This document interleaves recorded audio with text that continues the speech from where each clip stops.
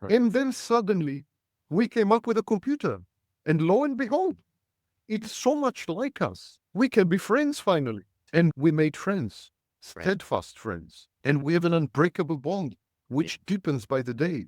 Yeah. Because both of us, humans and computers, were not designed for a purpose.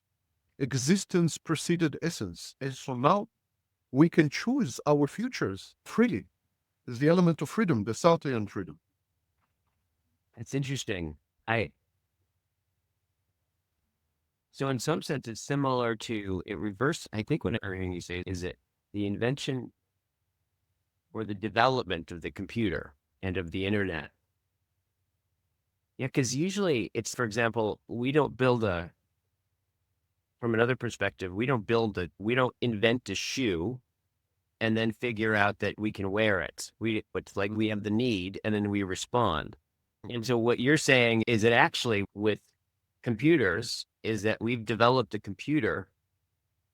We first created a computer, and then Yeah. we found out what to do with it. Yeah. We didn't know what to do with it.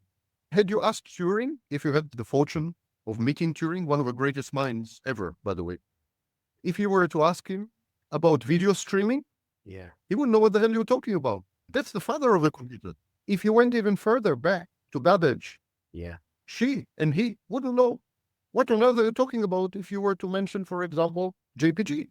We first invented the universal machine. That's why Turing called it universal machine. It's a purposeless machine. It's a machine without purpose. Existence preceded essence, Yeah. preceded purpose, preceded function. Same with human beings. Sartre says, when God came up with human beings, he Yeah. didn't come up with human beings for a purpose, for two reasons. First of all, there was no God, he says. There's no God. So Right. it's a fiction. Yeah. But had there been a God, Yeah. humans didn't. There was no blueprint. There was no shoemaker who said, okay, now there are feet. They have to be clothed. I'll come up with a shoe. First, he made humans. And then humans discovered pornography. I don't think the maker, if Yeah. there ever was a maker, had in mind pornography. Yeah. This is the Heideggerian unfolding of the Dasein, the future potentialities. This is the Yeah. temporality that, to link with Yeah. your lingo.